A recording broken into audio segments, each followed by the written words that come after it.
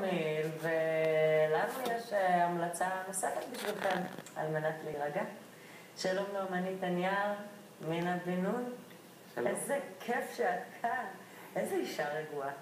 איזו, פשוט היא נכנסת לאולפן, האולפן שלב, רגוע, החיוך הכובש. את גם נטורופטית ואומנית ומטפלת באומנות.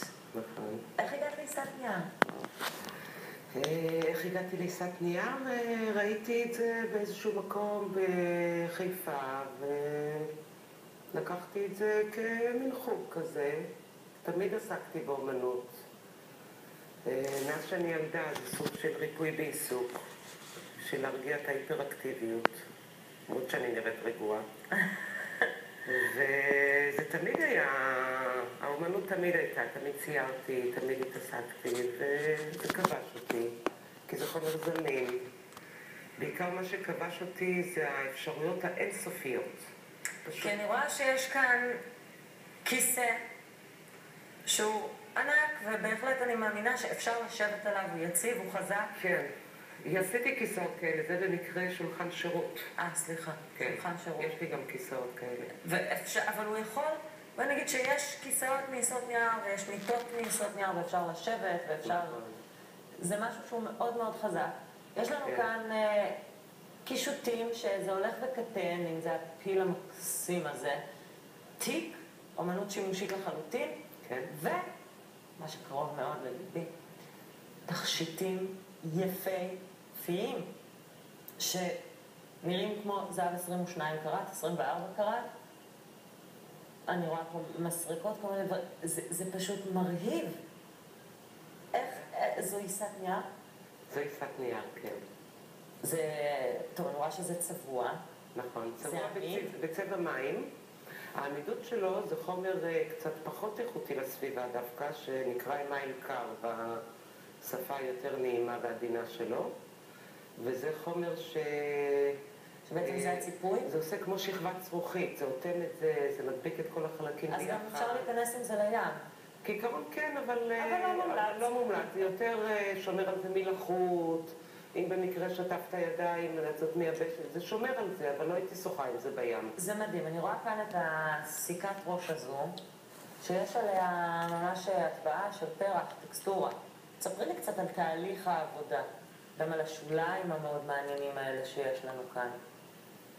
כן, התהליך הוא די פשוט, למען האמת. אחרי 3 שנים שישבתי התמקצעתי בזה, היום התהליך למי שבא ללמוד את זה מאוד מאוד פשוט.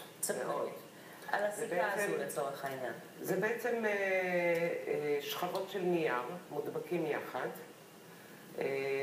הכיפוף נעשה כשהם רטובים, העיצוב נעשה כשזה רטוב. אבל למשל, איך את עושה את הטקסטורה הזו של הפרח? הטקסטורה של הפרח, לפי מה שאני עושה, כמו שאת רואה, יש פה גם מזוזה למשל. כן. אז המזוזה זה הרבה יותר שכבות של נייר, כי אני רוצה להגיע למרקם יותר עבה וקשיח. אז תלוי מה אני עושה. במקרה הזה זה יכול להיות 5 שכבות נייר, ובמקרה הזה 9 שכבות נייר, תלוי. זה נורא קטן, עכשיו, זאת עבודה מאוד הטקסטורה של העלים זה 2 שכבות נייר, לעומת 5 שכבות. אז לפי מה שאני רוצה לעשות, אם זה קישוט או משהו שיחזיק, אז זה השכבות נייר, כמה שכבות נייר אני אשתמש. איפה את מציגה? בגלריה המרכזית בעינות. אצלי יש לי סטודיו וגלריה בעתלית, מאוד פסטורלי, מוזמנת. אני אבוא בכיף. ואני עושה חוגי בית. את מלמדת גם? אני מלמדת את זה, כן. אני מלמדת את זה, יש לי סדנה מקסימה, מאוד מיוחדת. אצלי בסטודיו לומדים, עושים מה שרוצים. עיסת נייר, קרטונאז', זאת אומרת, מה שרוצים, יש את המקום ייבוש והכל. התכשיטים לא דורשים... אנחנו רואים עכשיו עוד עבודות שלך. כן.